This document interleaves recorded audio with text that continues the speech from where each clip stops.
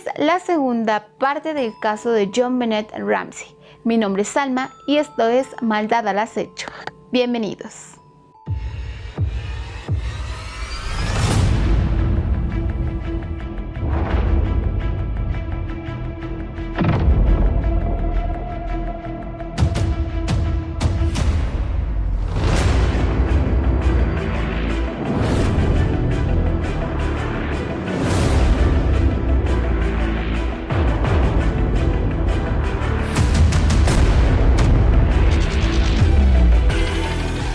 Como ya les mencioné, esta es la segunda parte del caso de John Bennett Ramsey.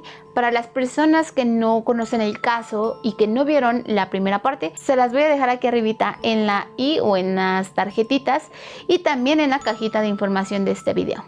Para los que sí la vieron, vamos a continuar exactamente en donde nos quedamos, y esto era con respecto a las sospechas que la policía tenía en contra de John y de Patsy y lo que fomentó esas sospechas.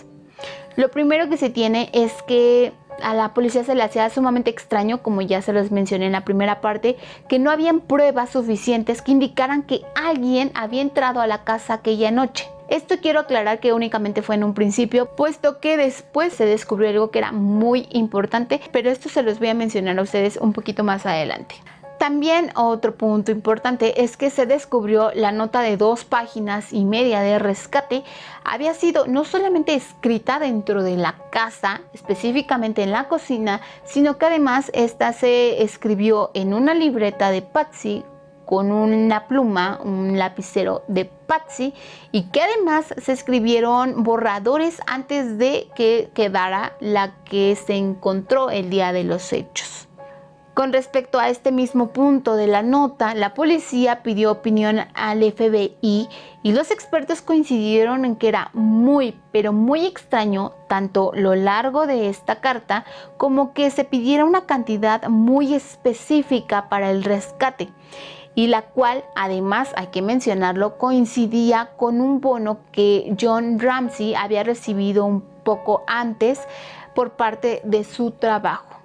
Con respecto a la cantidad que se pidió de rescate, también se consideró que era muy poca en comparación a la riqueza por parte de los Ramsey, y la cual también era de conocimiento público, pues tan solo unos días antes John había sido noticia debido a los ingresos tan altos que su empresa había recibido ese mismo año. Por otro lado, debo mencionarles que el otro extremo de la cuerda que John Bennett tenía en el cuello para cuando fue hallada tenía atada un pedazo de madera. El otro pedazo de esa madera fue encontrada en la misma habitación en donde se descubrió a la pequeña, y toda esta pertenecía a una brocha que también era de la propiedad de Patsy.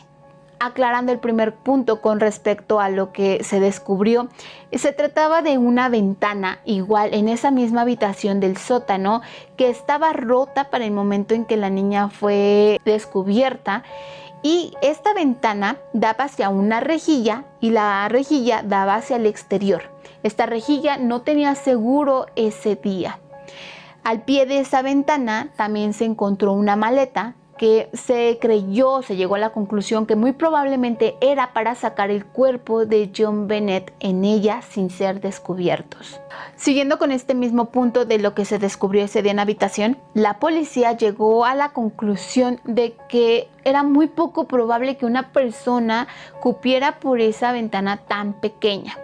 Lo que sí, y debo mencionarles, es que en un documental que pueden encontrar en YouTube, hay unos expertos que comprueban que sí se puede pasar por ahí, pero que basándose en las fotografías que se tomaron en la escena del crimen, se notaba que había una telaraña en una esquina que parecía llevaba ya mucho tiempo ahí y que se encontraba intacta para el momento en que esa fotografía fue tomada.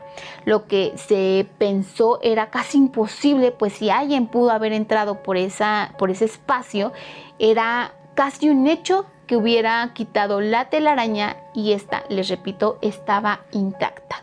Lo que más cuestionamientos provocó, sin duda alguna, fue que ni John ni Patsy estuvieron dispuestos a hablar con la policía, es decir, rendir sus declaraciones, y mucho menos hacerlo por separado. Pero muy por el contrario, al día siguiente del velorio y sepultura de John Bennett y una semana después del hallazgo o de que todo haya ocurrido, ambos padres decidieron dar declaraciones públicas en un medio de comunicación y ahí por fin expresar qué pensaban, qué sentían y sobre todo qué creían que había pasado ese día en su casa.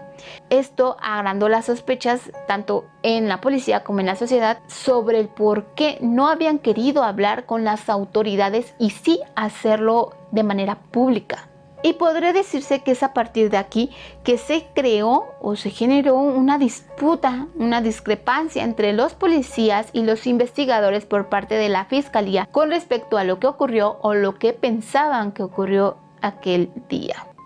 Mientras por un lado tanto el fiscal Alex Hunter como la fiscal de distrito Mary Lacy respaldaban o creían más en la teoría de que un intruso había entrado esa noche a la casa y había terminado con la vida de John Bennett, la policía creía tener las pruebas suficientes que involucraban tanto a John como a Patsy, esto basándose en lo que ya les mencioné hace un momento. De las discrepancias más grandes que se tuvieron entre estos dos polos y volviendo a las teorías que les mencioné en la primera parte del video con respecto a las heridas de la pequeña, era que por un lado la policía pensaba el golpe que recibió John Bennett fue primero y lo del estrangulamiento únicamente fue para ocultar aquel golpe. O sea, ellos consideraban que aquel golpe en el cráneo era el que había llevado a la muerte a John Bennett. Sin embargo, por parte de la Fiscalía, en colaboración con un detective externo, llegaron a la conclusión de que realmente era imposible que si John Bennett había recibido el golpe primero, ella estuviera no solamente viva, sino consciente para el momento en el que fue estrangulada. Y esto lo reforzaron cuando descubrieron que además de la herida provocada por la cuerda, la nena tenía pequeñas lesiones, las cuales son conocidas como marcas Luna, hechas seguramente con sus uñitas al momento de intentar quitarse la cuerda del cuello. Y repito, era imposible que ella estuviera consciente después de recibir un golpe de esa magnitud. Y de la mano con todo esto, también creían que el crimen parecía haber sido hecho por una persona que no solamente sabía lo que hacía, sino que además había disfrutado lo que estaba haciendo, pues como les mencioné, la cuerda tenía atada en un extremo una madera con la cual esa persona ejerció una mayor fuerza y una mayor exactitud al momento de tirar de esta. Mientras tanto, los medios de comunicación también hicieron lo suyo al volver este caso en la primera plana, en portada de revistas y también el segmento con mayor duración dentro de los programas de televisión. Además de esto, se le añadieron detalles que sí causaron controversia, como lo fue el tema de la sobreexposición y hasta sexualización de John Bennett al meterla en este mundo del modelaje y de las pasarelas de la belleza, cosas o situaciones que consideraban no eran para niños y que la ponían en un gran riesgo, pues la hacían una figura pública. Esto sin duda creó más incertidumbre y más presión hacia las autoridades, quienes estaban desesperadas por encontrar a un responsable de este homicidio. Por otro lado, se le hicieron pruebas a esta nota de rescate y se descubrieron dos cosas importantes. La primera es que por lo largo que era, se tardarían por lo menos 20 minutos en escribirse, lo cual sin duda ponía en riesgo a las personas responsables de que fueran descubiertas en el acto. Y la segunda es que era mucho más probable la carta hubiese sido escrita por una mujer. Por ello fue que se le realizaron pruebas de caligrafía tanto a John y a Patsy, y estas siendo comparadas con la nota. En cuanto a la caligrafía de John, se llegó a la conclusión de que él no la había escrito porque no coincidían los rasgos. Sin embargo, con respecto a la comparación entre la caligrafía de Patsy y la nota de rescate, esta se consideró indefinida. Tras varios meses de trabajo por parte de la policía, de los detectives y de los investigadores de la fiscalía, así como también de rechazar pruebas y sospechosos, los cuales en su mayoría se trataba de gente que había trabajado con los Ramsey, ya sea en la empresa o en la casa, y estos últimos tenían en su propiedad las llaves de la residencia, fue que el fiscal Alex Hunter se vio en la necesidad de convocar al gran jurado en agosto de 1998 para que fueran ellos quienes definieran si habían pruebas suficientes y contundentes para llevar a juicio a John y a Patsy Ramsey. Este trabajo de deliberación duró aproximadamente 13 meses y fue así como en octubre de 1999 Hunter informó a los medios de comunicación que no se habían hallado las pruebas suficientes y nada relevante ni contundente como para llevar a juicio a ninguna persona que había sido señalada como sospechoso hasta ese momento. Esta noticia causó mucho revuelo tanto en los medios de comunicación que estaban expectantes a la noticia, como en la sociedad y también en la policía, pues para ese momento ya se tenían varias teorías con respecto a lo que pudo haber ocurrido esa noche en la casa de los Ramsey, y de estas las más fuertes apuntaban hacia Burke y hacia Patsy. Con respecto a la teoría en contra de Burke, el hermano de John Bennett, esta decía que él la había golpeado en la cabeza fuertemente tras lo que seguramente había comenzado como una pelea de hermanos, después de que John Bennett le había robado un pedazo de piña con leche que Burke estaba cenando esa noche. Este golpe se creyó había sido hecho con una lámpara que se encontró en las imágenes que se tomaron después del descubrimiento del cuerpo de la niña en la cocina, pero no hubo manera de comprobar que estuviera ocurrido, pues no habían huellas de Burke en la lámpara, y además el plato de piña con leche no apareció, o más bien ya había sido lavado por una de las personas o amigos que llegaron a la residencia en cuanto fueron notificados por Patsy. Esta teoría se inició después de que mucha gente creyó que Burke le tenía muchos celos a John Bennett, pues la niña, aparte de ser muy querida y además tener mucha atención por parte no solamente de sus padres, sino de la gente en general, Burke era todo lo contrario. Él era un niño muy ensimismado, muy introvertido.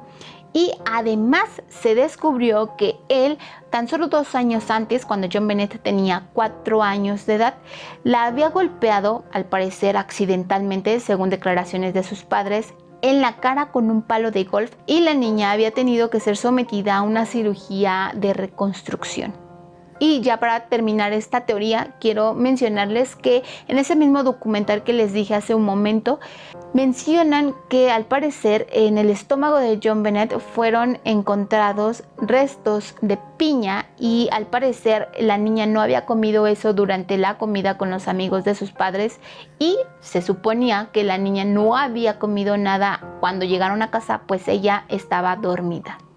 Otra de las teorías que surgió en aquel entonces es que John Bennett mojaba con regularidad la cama, y probablemente esto mismo ocurrió esa noche. Patsy llegó a su límite de la paciencia con respecto a este tema y comenzó a golpear a John Bennett hasta que de pronto tal vez le dio un golpe muy fuerte en la cabeza, y que después de esto fue ella quien planeó lo de ponerle una soga en el cuello a su niña, además de escribir la nota de rescate y hacer como que todo había sido un secuestro. Otra teoría que también sonó es que John estaba abusando desde hacía tiempo de John Bennett. Esto basándose en las lesiones que les mencioné habían encontrado en las partes íntimas de la niña, y que esa noche tal vez algo se salió de control y terminó matándola. También me parece importante mencionarles que dentro del documental que les estoy mencionando hay expertos que realizaron un análisis y una reducción al sonido de la llamada al 911 hecha por Patsy aquella noche, y encontraron lo que pareciera ser unas voces extras además de la de Patsy. Estas las relacionan a Burke y a John, y según estas pruebas se logra escuchar oraciones que son bastante inquietantes y comprometedoras. Se las voy a dejar aquí mismo para que puedan escucharlo. Patsy, Patsy,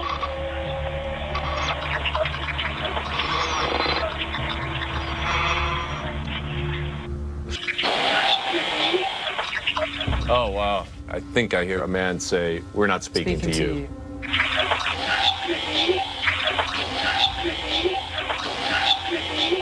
I think that's John Ramsey's voice. JonBenét and I had a very close relationship. I will miss her dearly for the rest of my life. We are not speaking to you.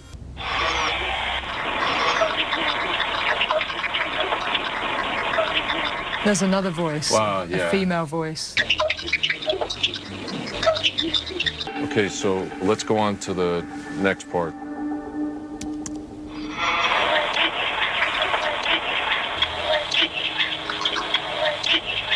Oh my God, what did you find? What did you find? Right, what did you find? It sounds like a smaller voice, though. It doesn't sound like a booming adult. Right. Esto resultó extraño, puesto que los padres y el propio Borg aseguraron en diferentes entrevistas, en diferentes medios y en diferentes tiempos que el niño había estado dormido durante toda esa noche y que no había salido de su habitación hasta las 7:30 de la mañana, como se los dije en la primera parte de este caso. Y como estas, así han surgido varias teorías a lo largo de estos años, pero ninguna ha sido comprobado. Así pasaron unos años, de hecho bastantes años, sin que hubiera algún detalle nuevo que agregar a la investigación, ninguna prueba, testigo, sospechoso, hasta que ocurrió lo siguiente. En el año 2006, un sujeto que se hacía llamar Daxis se puso en contacto a través de correos electrónicos con un hombre llamado Michael Tracy, quien era un vecino de los Ramsey y un maestro de periodismo. En estos correos electrónicos, el sujeto Daxis confesaba su atracción insana hacia los menores, su amor hacia JonBenét, y también llegó un momento en el que él confesó había estado presente en el último momento de vida de JonBenét Ramsey. Tracy se dirigió hacia la fiscal de distrito, Mary Lacey, y le expuso toda esta situación. Ella se sorprendió con los detalles tan explícitos y específicos que este sujeto daba al periodista, por lo que esto ayudó a que ella reforzara la teoría con respecto a que un sujeto entró a la casa esa noche. Inmediatamente se comenzó una movilización para descubrir tanto el paradero de este hombre como de quién se trataba, y se encontró que su nombre era John Mark Carr, un ex maestro de menores, divorciado en 2 ocasiones, padre de familia y quien ahora estaba residiendo en Bangkok tras ser acusado en 5 ocasiones de poseer contenido infantil ilegal. Mary Lacey se encargó de hacer que las autoridades de Bangkok arrestaran a este sujeto y lo trasladaran de regreso a Estados Unidos. Esto el 16 de agosto del 2006. Sin embargo, como parte de las investigaciones, se llevaron a cabo pruebas de ADN de John Mark Carr para compararlo con el ADN encontrado en la ropa interior de JonBenét. Y el día 29 de agosto del 2006, la fiscal de distrito Mary Lacey anunció en los medios de comunicación que el ADN no era compatible y además no había manera de comprobar que John estuviera en Boulder el día de los hechos, por lo que sería puesto en libertad y se descartaría la sospecha contra él, pues se creyó que únicamente había dado esas confesiones, esas teorías locas con respecto a lo que ocurrió, por llamar la atención. Indudablemente esto causó una incomodidad generalizada, pues se tenía la esperanza de que por fin este caso pudiera ser resuelto. Para el año 2008 se solicitó un nuevo análisis a la ropa de JonBenét, en este caso su pantaloncito, y se descubrió que ese ADN era totalmente coincidente con el ADN encontrado en la ropa interior de la niña.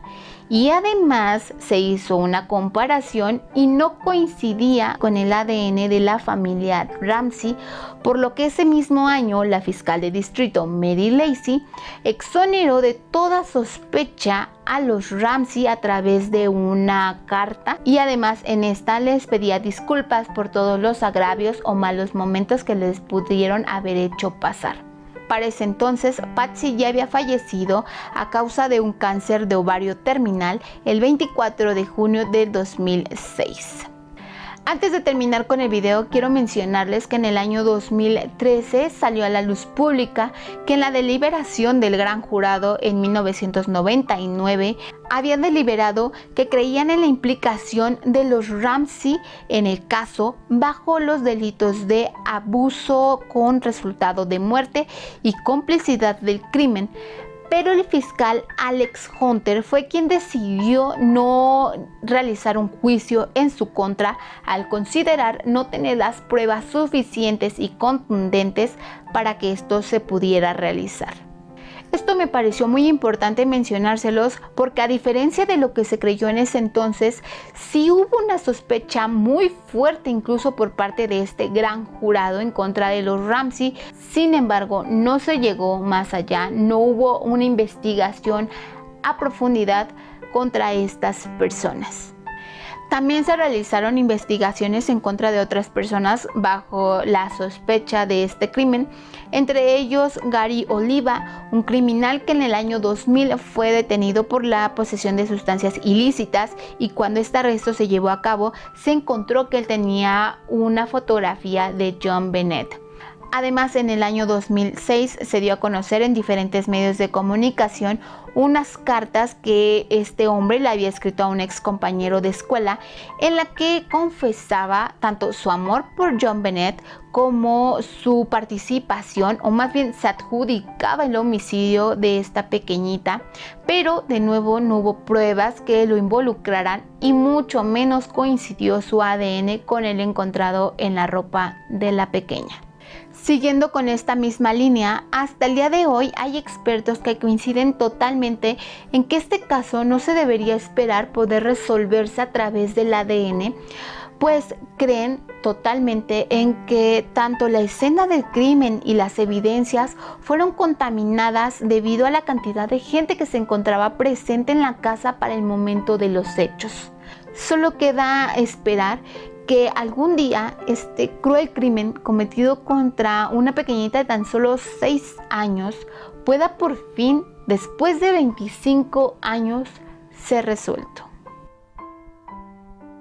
Y eso es todo por el caso de hoy. Espero que esta investigación les haya gustado. Como siempre, si hubo algún detalle que me hizo falta mencionarlo, saben que tienen toda la libertad de dejarlo aquí abajito en el espacio de comentarios. Si este video les gustó, no olviden darle like, compartirlo y sobre todo suscribirse para que sepan cuando yo suba un nuevo caso. Y también hoy me voy a tomar un momento para mandarle un saludo y un abrazo muy fuerte a las personitas que comentaron la primera parte de este caso. Un saludo y un abrazo muy especial para Alejandra Chimal, Guadalupe Chimal, para Ana Sevilla, para Alma Sánchez, para Vegeta SR, también para Selene Argento y para Cona Cúcar. Muchísimas gracias por todos sus comentarios en la primera parte de este caso. Les agradezco mucho por haber visto todo este video y nos vemos en uno próximo.